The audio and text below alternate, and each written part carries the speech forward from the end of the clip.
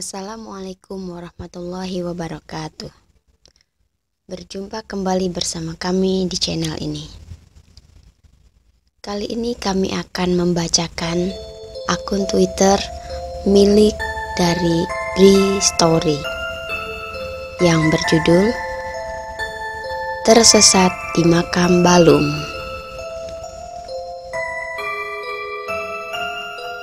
Memang harusnya kita permisi setiap kali melewati atau masuk area pemakaman. Kita harus menghormati penghuni di dalamnya. Nah, saya punya pengalaman ketika tersesat di satu makam legendaris di Cilegon, Banten.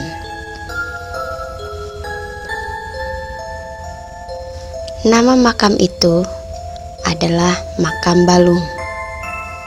Kenapa namanya Makam Balung? Ada sejarahnya. Jadi, menurut informasi yang beredar, Makam Balung ini dulunya memang untuk memakamkan tulang belulang. Tulang-tulang manusia yang diangkat dari pemakaman sebelumnya, yang entah alasan pastinya apa pemakaman itu harus dipindahkan. Katanya sekitar tahun 1970-an atau 1980-an, saya tidak tahu pastinya, banyak pemakaman di Cilegon yang digusur dan harus dipindahkan ke tempat baru. Salah satu pemakaman yang dipindahkan yang saya tahu adalah pemakaman besar di suatu kampung yang terpaksa harus dipindahkan karena kampung tersebut beserta semua makamnya digusur untuk pembuatan waduk. Namanya Waduk Renceng. Kenapa saya tahu? Karena Waduk Renceng ini letaknya tak jauh dari Desa Ramanuju, desa tempat saya lahir dan beranjak besar. Sayangnya, Waduk Renceng ini sudah ada jauh sebelum saya dilahirkan. Jadi, saya tidak mengalami proses pembuatannya. Saya cuma dengar cerita dari orang tua dan penduduk asli sekitar waduk itu. Nah, wilayah waduk ini dulunya adalah pemukiman yang terdiri dari beberapa desa. Tentu saja di dalamnya ada pemakaman, seperti yang saya bilang tadi. Akhirnya penggusuran terpaksa dilakukan terhadap desa-desa itu untuk dialih fungsi wilayahnya menjadi waduk, termasuk juga pemakaman yang ada dipindahkan juga. Pemakaman ini mau tidak mau harus diangkat dan dipindahkan ke tempat baru. Tempat baru inilah yang nantinya dinamakan Makam Balung. Begitu sejarahnya. Kalau ada teman-teman dari Cilegon yang mau koreksi atau mau menambahkan, dipersilahkan. Kali ini saya akan cerita tentang pengalaman seram sewaktu berada di Makam Balung.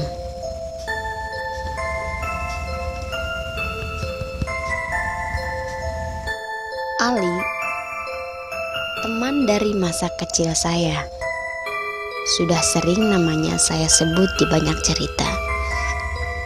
Ya, karena banyak petualangan seru yang kami alami dari kecil sampai sekarang. Saya dan Ali sejak lahir sudah bertetangga, tapi rumah kami tidak bersebelahan langsung. Berselang 2 rumah. Di Desa Ramanuju kami tinggal waktu itu. Desa yang banyak menyimpan cerita seru dan seram. Kali ini saya akan cerita satu pengalaman seram yang saya alami bersama Ali. Kejadiannya kalau tidak salah ketika masih kelas 1 SMP. Sudah lama, tapi tenang saja, saya masih ingat setiap detail peristiwanya. "Bri, main ke rumah Robi yuk. Udah lama gak main ke sana," begitu kata Ali pada satu sore. Jadi saya dan Ali ini beda sekolah, beda SMP. Nah, Robi ini temannya Ali di sekolahnya, tapi saya sudah kenal sebelumnya. Rumah Robi tidak satu desa dengan kami. Dia tinggal di desa lain yang jaraknya cukup jauh. Tegal Cabe namanya. Ya, Tegal Cabe ini bersebelahan dengan Makam Balung, pemakaman umum yang saya sebut di awal tadi. Jarak rumah kami ke rumah Robi sekitar 30-45 menit bersepeda. Cukup jauh, tapi perjalanannya seru, melewati sawah, kebun, perkampungan. Ada waduk juga. Tahun 90-an, daerah situ masih sangat sepi, tidak sepadat sekarang. Masih banyak lahan kosong dan desa yang sedikit penduduknya. Jadi benar-benar masih sepi, masih kampung. Pada akhirnya saya mengiyakan ajakan Ali untuk main ke rumah Robi. Rencananya kami berangkat setelah pulang sekolah. Entah ini akan menjadi kunjungan yang keberapa kali, tapi yang pasti bukan yang pertama. Jadi saya masih sangat hafal perjalanan ke rumah Robi. Sore yang cerah, masih jam 3, saya dan Ali sudah berada di atas sadel sepeda masing-masing, menyusuri jalan tanah membelah perkampungan, menembus kebun kelapa, menyusuri jalan di pinggir waduk, menuju rumah Robi. Terus menggoes pedal tanpa lelah. Angin sore menemani keceriaan kami yang bergerak bersepeda dengan riang gembira.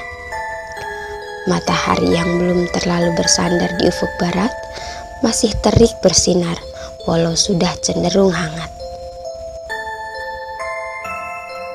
Beneran, waktu kecil saya suka sekali bersepeda. Nyaris kemana saja selalu bersepeda. BMX Silver kesayangan selalu menemani. Begitu juga kali ini, karena perjalanan ke rumah Robi agak memakan waktu. Tapi saya senang-senang saja menjalaninya. Sudah nyaris jam 4 ketika kami perlahan melambatkan kecepatan dan akhirnya berhenti di depan satu gapura tembok lusuh berwarna putih kusam. "Gimana? Lewat sini apa muter?" tanya saya kepada Ali. Kami diam berhenti di depan gapura itu. Gapura yang menjadi tanda sebagai pintu masuk ke pemakaman. Pemakaman besar yang sudah sering kami dengar keangkerannya. Ya, kami berdiri tepat di depan gapura Makam Balung. Masih sore, masih terang, lewat makam aja. Begitu jawab Ali.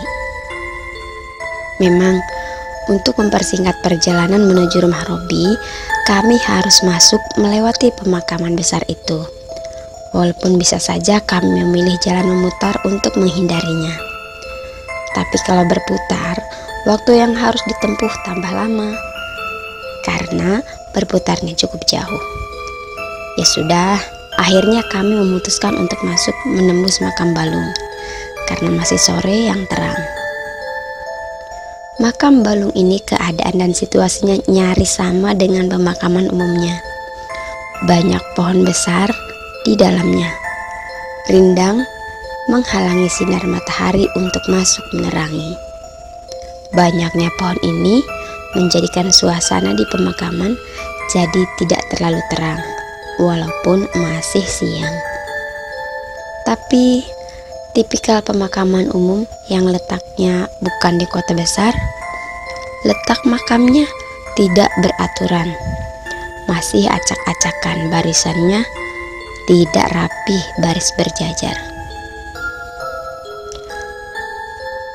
Sekarang juga situasinya masih nyaris sama, karena baru beberapa bulan yang lalu saya datang ke makam balung ini. Tante Erni yang belum lama meninggal dimakamkan di sana juga. Sama seperti anak-anak lain pada umumnya, saya dan Ali juga merinding ketakutan ketika harus masuk ke areal pemakaman. Mengayuh sepeda dengan cepat namun tetap hati-hati karena harus cekatan menghindari gundukan tanah kuburan yang letaknya tidak beraturan. Keangkeran pemakaman sangat terasa, ditambah situasinya yang sangat sepi. Tidak ada orang sama sekali. Hanya suara putaran ban sepeda kami yang mendominasi ruang sunyi ini. Benar-benar sepi. Sepanjang perjalanan, beberapa kali wangi bunga kamboja tercium pekat. Wangi khas bunga kuburan. Kami yang tadinya jalan sambil bercanda bersepeda gurau. Kami yang tadinya jalan sambil bercanda bersenda gurau di dalam pemakaman jadi terdiam. Fokus kami bersepeda memperhatikan jalan untuk cepat-cepat keluar dari areanya. Makam balung ini cukup luas. Kami harus bersepeda beberapa menit lamanya dari masuk sampai keluar. Agak bernapas lega ketika di kejauhan kami sudah melihat gerbang keluar. Tapi saya yang berjalan di depan tiba-tiba menghentikan sepeda. Ngerem mendadak karena melihat sesuatu. Ada apa sih, Bri? Hampir nabrak nih saya, sungut Ali di belakang. Kok tiba-tiba ada rumah ya, Li? Kayaknya waktu itu gak ada rumah deh. Kok sekarang ada rumah? Saya banyak tanya. Iya, saya ngerem mendadak karena melihat ada pemandangan yang menurut saya aneh. Ada rumah yang berdiri agak di pinggir makam. Kenapa aneh? Karena penasaran, saya belum pernah melihat ada rumah ini sebelumnya. Kami berhenti beberapa belas meter dari rumah itu. Rumah yang dapat dipastikan kosong karena terlihat tidak terurus. Semak dan rumput liar tumbuh tinggi di sebagian besar halamannya. Cat putihnya kelihatan kusam. 1 atau 2 kaca jendelanya pecah, gentengnya gelap berlumut. Kami sangat yakin kalau ini rumah kosong. Sudah lama kosong. Ah, itu rumah dari dulu sudah ada, Bri. Kamu saja yang tidak memperhatikan. Begitu jawab Ali. Udah ah, yuk jalan lagi. Serem gitu rumahnya, lanjut Ali. Tapi masa sih saya tidak pernah sadar kalau ada rumah di sini? Ah, mungkin saja Ali benar. Memang saya tidak terlalu perhatian. Tidak sadar kalau ada rumah kosong di pemakaman balung ini. Mungkin Sil melewati area pemakaman itu, lalu masuk ke wilayah kampung tempat tinggal Robi. Tidak lama kemudian, kami tiba di rumahnya. Robi menyambut dengan gembira. Setelahnya, kami terlibat perbincangan seru khas anak-anak.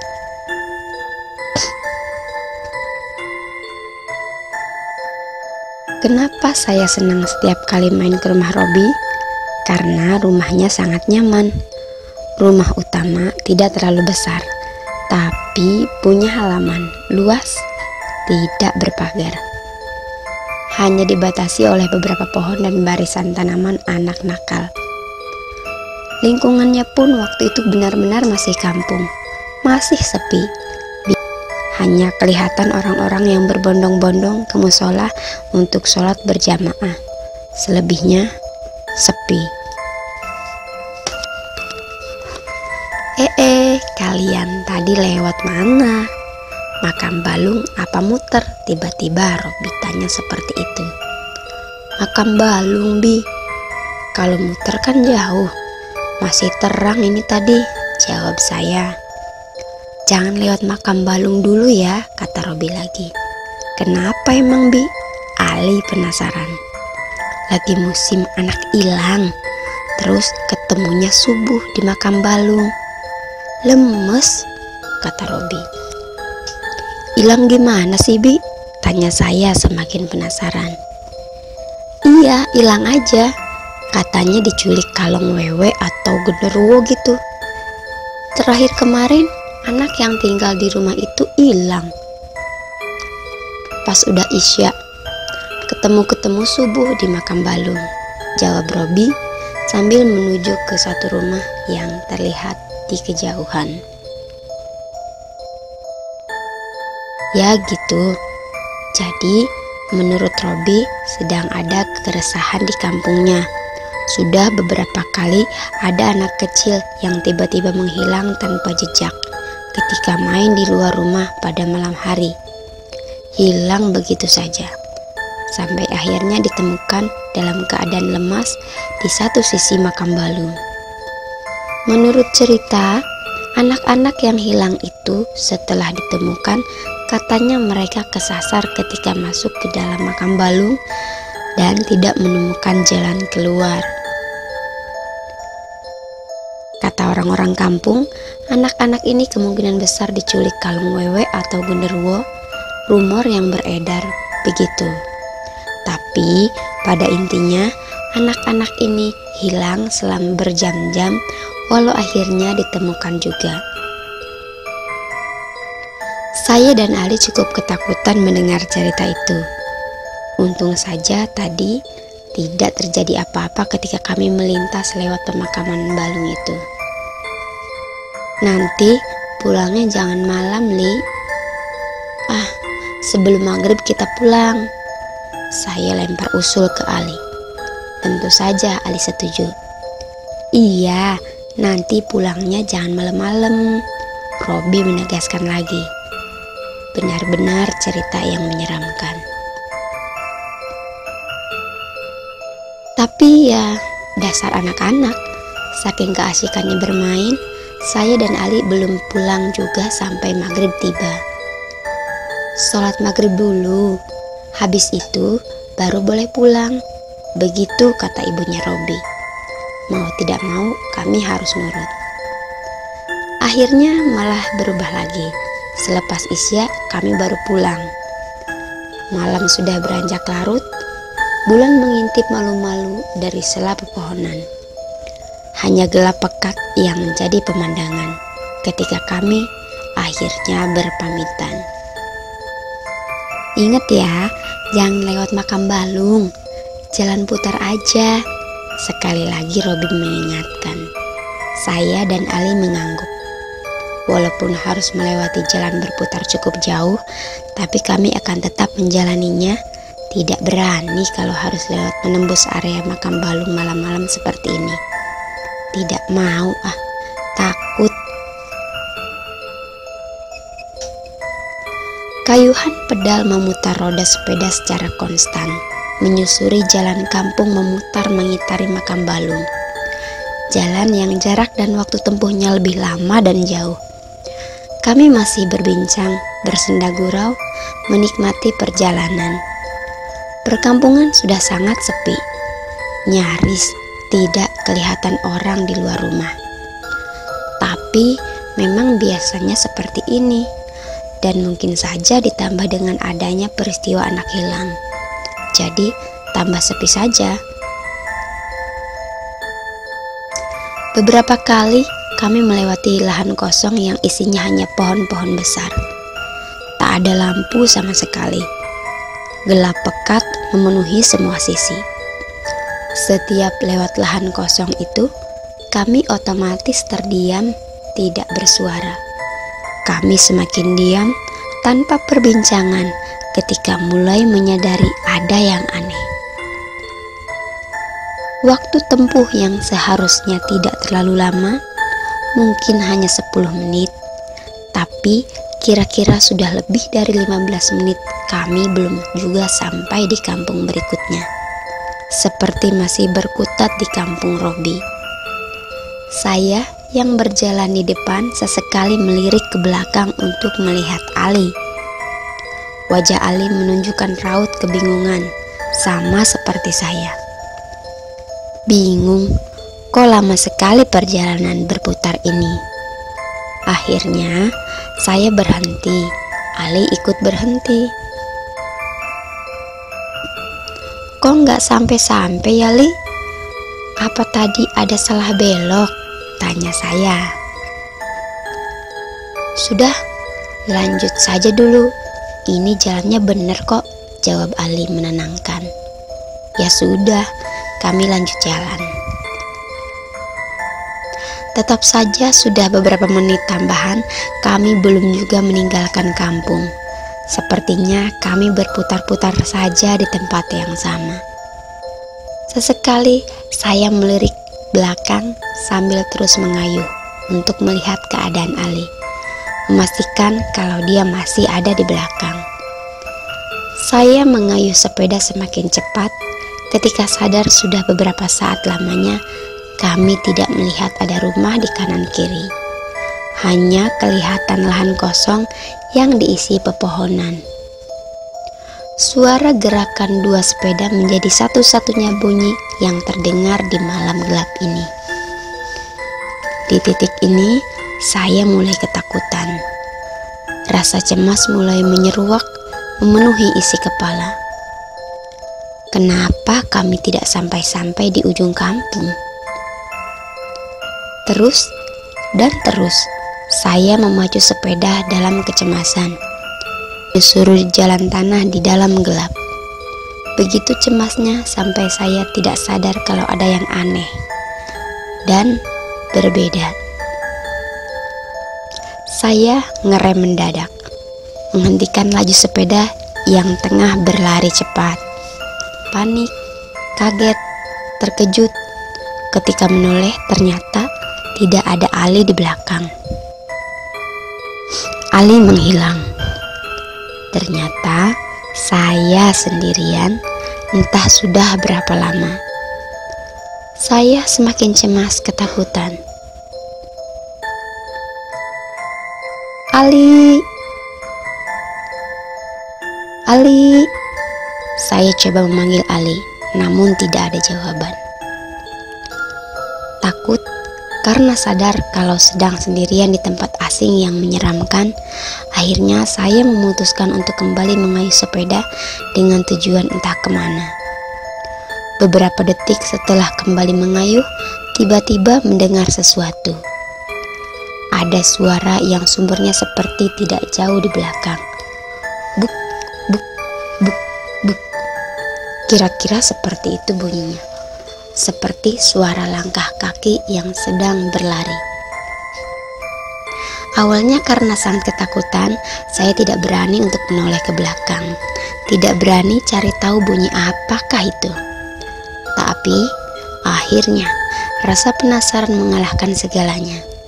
Sambil terus mengayuh sepeda, saya menoleh dan melirik ke belakang. Tahu apa yang sedang ada di belakang saya? Saya melihat ada makhluk tinggi besar hitam berlari mengikuti. Dalam gelapnya malam, saya masih bisa melihat jelas bentuk makhluk itu. Sosok tinggi besar yang menyeramkan. Panik, saya semakin cepat mengayuh sepeda, melaju kencang sambil ketakutan. Saking ketakutannya, sampai-sampai saya tidak sadar kalau sudah masuk ke wilayah yang sudah saya kenal. Wilayah yang baru sore tadi saya melintasinya bersama Ali. Saya nyaris jatuh dari sepeda ketika tiba-tiba melindas gundukan tanah. Melindas gundukan tanah kuburan. Ternyata saya masuk ke area pemakaman yang masih saya kenal. Makam Balung. Kenapa tiba-tiba masuk ke makam Balung? Entahlah. dalam gelap, saya memacu sepeda dengan kencang, dengan maksud meninggalkan cepat-cepat tempat menyeramkan ini. Awalnya, saya masih lincah menghindari gundukan-gundukan tanah kuburan, tapi lama-kelamaan tidak sanggup lagi. Beberapa kali saya melindas kuburan tanpa sengaja, sampai akhirnya saya kehilangan keseimbangan lalu jatuh dari sepeda. Rasa sakit akibat terjatuh tertutup oleh rasa takut yang membuncah hebat memenuhi isi kepala. Sendirian dalam gelap malam di tengah pemakaman angker. Semakin ketakutan lagi ketika sosok tinggi besar yang menyeramkan yang sejak tadi terus mengikuti, dia berdiri tidak jauh dari saya yang sedang duduk meringis di samping sepeda. Saya ketakutan, lalu berdiri dan coba berlari meninggalkan sepeda tergeletak di samping kuburan. Sepertinya tidak lama saya berlari sampai akhirnya melihat ada bangunan di kejauhan. Ada rumah, lalu saya menuju ke rumah itu, coba menjauhi makhluk tinggi besar. Ternyata saya mengenali rumah ini. Ini adalah rumah kosong yang saya lihat bersama Ali sore tadi. Tapi keadaannya beda. Rumah ini jadi kelihatan lebih bersih dan terawat. Lampu terasnya menyala walau redup. Lampu di dalamnya juga menyala terang, jadi seperti berpenghuni. Terus, saya berlari menuju rumah itu, sampai akhirnya sampai di terasnya. Teras dan pekarangan rumah sungguh bersih, tapi saya yakin kalau ini rumah yang sama dengan yang sore tadi. Tidak ambil pusing. Saya tetap mau masuk untuk menghindari makhluk tinggi besar menyeramkan yang sejak tadi mengejar. Kebetulan pintu depannya terbuka. Sambil ketakutan, saya memasukinya. Setelah sudah berada di dalam, saya duduk di kursi ruang tamu. Napas masih ngos-ngosan, sambil sesekali melihat keluar, khawatir makhluk itu masih saja mengejar. Ternyata tidak. Saya tidak melihat makhluk itu lagi. Sudah sedikit lega. Sambil menenangkan diri dan mengatur napas, saya memperhatikan isi rumah ini yang sepertinya jadi ruang makan juga. Lampunya menyala terang. Di ruang tengah ada kamar. Di ruang tengah ada meja kayu besar dikelilingi beberapa kursi. Di atas meja ada beberapa piring yang berisi makanan.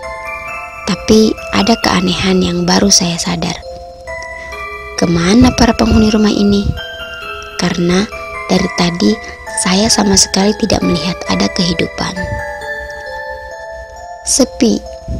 Sepinya seperti tidak berujung. Cekamnya seperti tidak akan ada akhir. Perlahan rasa takut kembali memeluk erat. Saya ketakutan. Sepertinya ini bukan rumah biasa.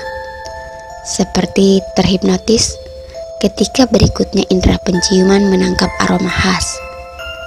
Saya mencium wangi bunga kamboja, bunga khas pemakaman. Wanginya sangat kuat. Saya sudah sangat ketakutan. Semakin terkesima lagi ketika beberapa saat kemudian melihat ada pergerakan di ruang tengah.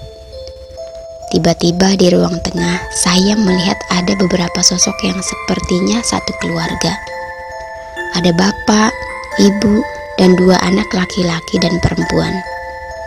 Entah mereka muncul dari mana, tiba-tiba sudah ada berdiri mengelilingi meja makan, lalu duduk di kursinya masing-masing, seperti hendak makan malam bersama. Saya terus diam memperhatikan siapa mereka. Sampai akhirnya sosok yang saya pikir itu adalah ibu dari anak-anaknya menoleh dan menatap saya beberapa saat lamanya sambil tersenyum.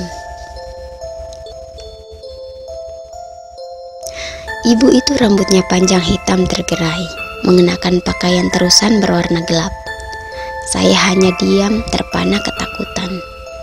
Kemudian sosok ibu itu berdiri dari duduknya, lalu bergerak meninggalkan meja makan. Dia berjalan ke tempat saya duduk di ruang tamu. Sebentar, ternyata dia bukan berjalan. Dia bergerak seperti melayang. Semakin dekat jarak kami, semakin jelas pula saya dapat melihat penampilan sosok ibu ini. Wajahnya menyeramkan, pucat tanpa ekspresi, tersenyum tapi menakutkan. Dia terus mendekat dan mendekat. Saya semakin ketakutan, sangat ketakutan. Sampai akhirnya dia berhenti tepat di depan saya, lalu mengulurkan tangannya. Saya panik, tapi tidak bisa berbuat apa-apa. Hanya bisa kemudian menunduk dan menangis pelan. Setelah itu, saya tidak ingat apa-apa lagi. Bri, Bri, Bri, Bri. Entah pingsan atau bagaimana, akhirnya saya seperti tersadar karena mendengar ada beberapa orang yang memanggil nama saya. Saya membuka mata, ternyata sedang berada di rumah kosong yang gelap gulita. Di sini, di sini, saya berteriak, berharap orang-orang di luar mendengar. Tidak lama kemudian, lalu saya akhirnya sadar kalau beberapa orang itu salah satunya adalah Bapak. Syukurlah, akhirnya saya dapat keluar dari teror yang menyeramkan itu. Jadi, menurut cerita Ali, ketika pulang dari rumah Robi itu, tiba-tiba saya mengayuh sepeda dengan cepat, sampai-sampai Ali ketinggalan dan kehilangan saya. Kata Ali, saya masuk ke area makam Balung dan menghilang di kegelapan. Ali tidak berani masuk sendirian ke makam Balung untuk mencari saya. Dia memutuskan untuk pulang dan mencari pertolongan, memberi kabar kalau saya hilang di makam Balung. Setelah itu, bapak saya dan beberapa tetangga langsung pergi mencari, sampai akhirnya saya ditemukan jam 12:30 malam di dalam rumah kosong itu. Demikian cerita yang kami bawakan kali ini. Sampai jumpa di video berikutnya. Wassalam.